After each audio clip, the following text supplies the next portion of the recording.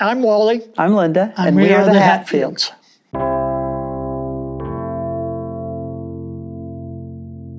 I'm from Hoopeston, Illinois.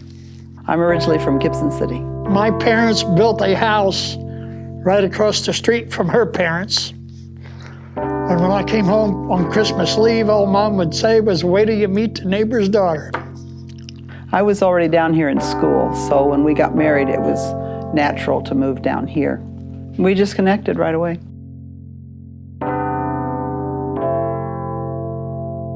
We started attending at John Street.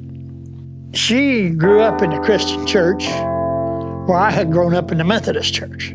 When our daughter was born, it was important to me that she have a grounding in faith. And so, we'd been living kind of footloose and fancy-free before that. And it just became important to me that she have that background. So I was baptized in about 73.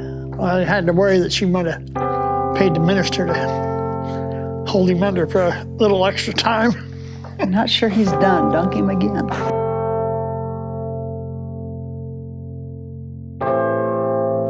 It became our home. And even when we weren't really that active in the early days, there were issues at different times until we felt that God was moving us to someplace else, that we needed to stay. We needed to be faithful to where we were. And so we just have never felt that we needed to move on.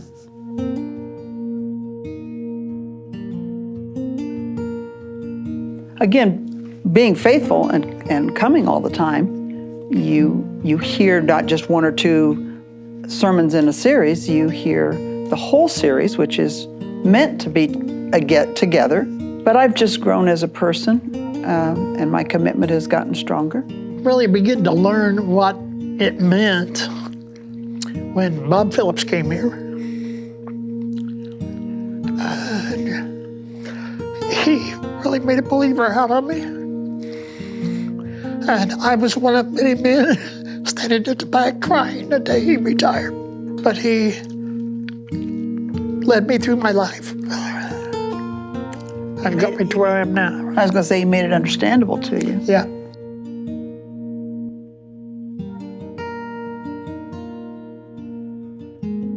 I've always felt a connection to God, and I always wanted to please Him in my life. And as I've gotten older, I've realized that, looking back, He has always been there for me. There's not a time that I have ever felt lost. I've never felt left. So to me, it's a no-brainer. Made me want to be faithful in return, made me want to walk in the path that He's laid out and pour myself out for Him. So yeah, other people have come alongside us all through our lives, sometimes from unlikely places.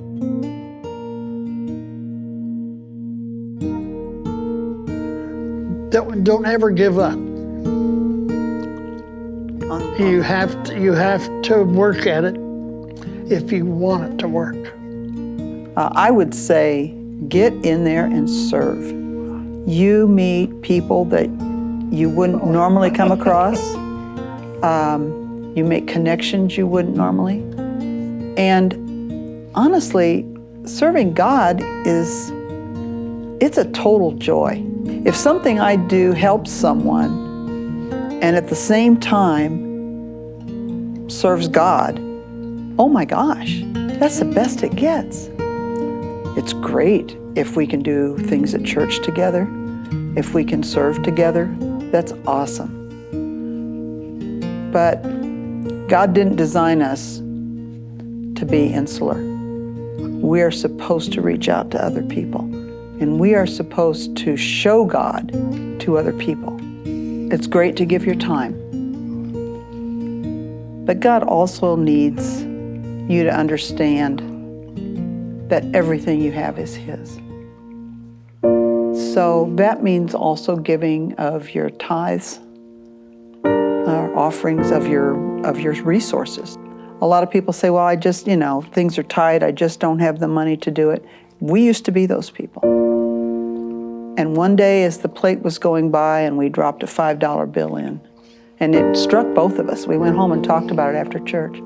But we realized that we had gone out to the movies that weekend. Spent a lot more. And spent more than we put in the plate for God.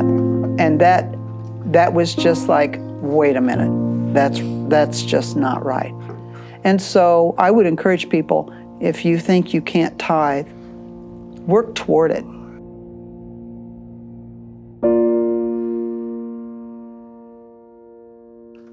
I believe it's just the fact I can talk to anybody. Never known them before or anything, and I could sit and talk with them for hours if they want. I hope that during that time I can start working little hints in there about what church do you go to? Or have you got a church that you go to? We're the Hatfields, and this is our story. Except I need to do it again. I thought it was great. That was great. Oh, okay. It worked. Okay. Awesome.